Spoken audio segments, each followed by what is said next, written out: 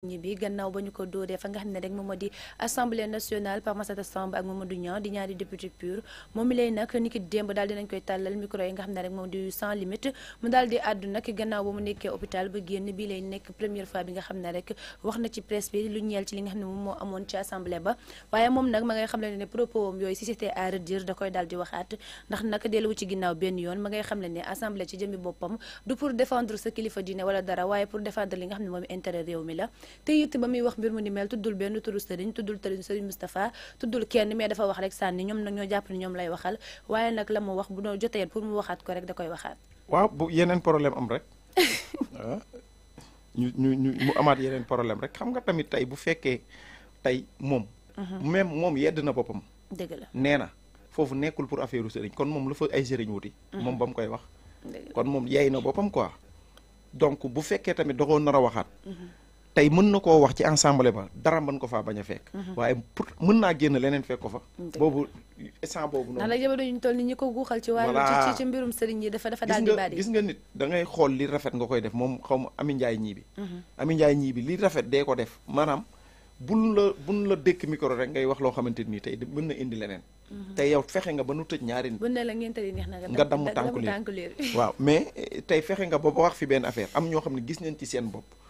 ba yoon teg leen loxo ñu jàpp leen. mais tey bu fekkee da koo waxaat leneen mën na ko cee fekk moom.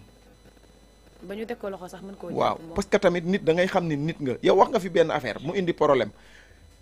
jarul nga koy waxaat. mais am na ñoo xamante ne nii duñu xalaat wala ñoom danoo defe ni comme ku ci mel ni Ami Njaay ñii bi moom dafa defe ni moom daa mel ni moom nit ñi moom. daa am jigéen ñoo xam ne dañoo autoritaire. waaw mais bu fekkee da ngaa autoritaire nga xool feneen foo ko autoritaire mais pas ci ensemble bi wala ngay wax ay affaires yoo xamante ni day yëngal réew mi nit da ngay nekk nit baa nga xool leneen loo nekk. waaw mais doo wax benn affaire mu indi problème nga ni bu jaree waxaat dama koy waxaat. ne regretté woo ci dara. waaw regret waaw parce que nee na moom baaluwut kenn ndax nag wax dëgg fa yàlla ca vidéo ba xam la ne tudd kenn kon du kenn ku muy baalu. kon kan ñan ñoo taxoon muy wax. moo jaaxal ñëpp. xam nga kon waxut ak mala yi bokk na ci li yéem askanu Sénégal. waaw waxut ak xar yi waxut ak bëy yi nit ñi la doon waxal bi. nit ñi la doon waxal te nit ñee ko déglu waaye nit ñee fayu. waaw mais tamit yooyu noonu dañ ko war a moytu. dañ ko war di moytu moom foofu ñu ko teg. ndax nag way wuyu këpp gaal kenn du ko way ci tefes waaye tamit nee naa la tamit nit lekk na jën mais xamul mool ba ko napp. wallaahi mais xam nga problème bi mooy moom Ami Njaay ñii bi na respecté boppam.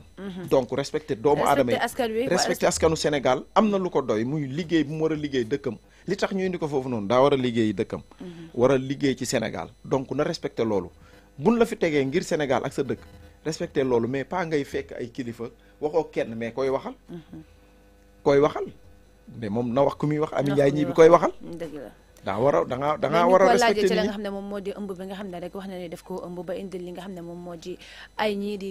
ñaari député yu di Massata Samb ak Mamadou Niang moom Ami Njaay ñi bi ne xam na ni loolu wax dëgg fa yàlla vie privée am la jarul nag benn journaliste di ca àddu. mais vie privée boo xamante ni siiw na loolu koy nekkatul vie publique waaw vie privée boo xam ne léegi vie publique la di yaa ni woon da ngaa ëmb ñu laaj la kay leeral ci moom ëmb bi anam mu daa yàqu wala am na doom nanguwu ci àddu mais li ma xam ne rek du ci àddu xamalu tax parce que nit booy wax da ngay wax lu leer da ngay wax loo xamante ne nii suba bu la ci laajee nga mën cee wax du moom moo ne du ci wax te nit ñi yëg nañ ni daa ëmb du moom moo ko waxoon mi ngi noonu léegi nag tey jii nii faaw ñu respecté doomu aadama yi respecté nit ñi respecté seen bopp ñoom ñi nga xam ne ñoo nekk ci péncu ndaw réew yi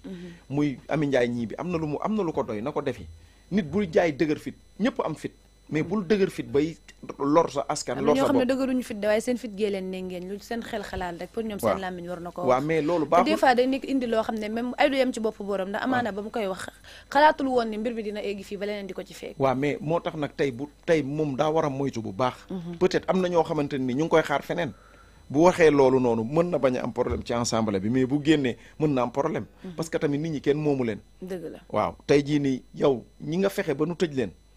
ñooñu ana seeni papa ak seeni doom ak seeni yaay ak seen famille ñoom ñooy wër di sonn yow nga toog jàpp sa lees ne bu jaree waxaat dama koy waxaat donc arrête faaw mu respecté sénégalais yi respecté boppam respecté waa dëkkam aussi parce que tegewuñ ko fi ngir muy wax ay naka sudul noonu. boo nekkee njiit sax ci wàllum diine ak wàllum tarixa da nga ciy daal di maanu. voilà ak yow tarixa boo mën ci bokk wala diine boo mën ci bokk la la war rek mooy nga daal di maanu ci mbir yu ni mel. waaw parce que problème bi mooy ñim ne daal waxul kenn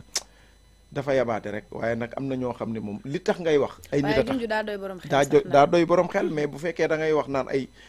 cité wu ma kenn kay ba problème am ci parce que daa am yoo xamante ne nii ñoom ñoo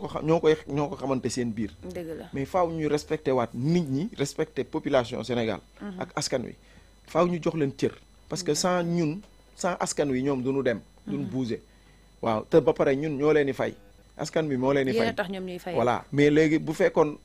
yow da ngaa ñëw fii dugalul la foofu noonu ci mbedd yi ngay nekk wala sa kër amaana kenn du la xam jëmale ci benn kilifa waaw mais nit da ngay respecté sa bopp donc respecté kilifa diine yi ak kilifa aada yi ndax xam nan loo xamul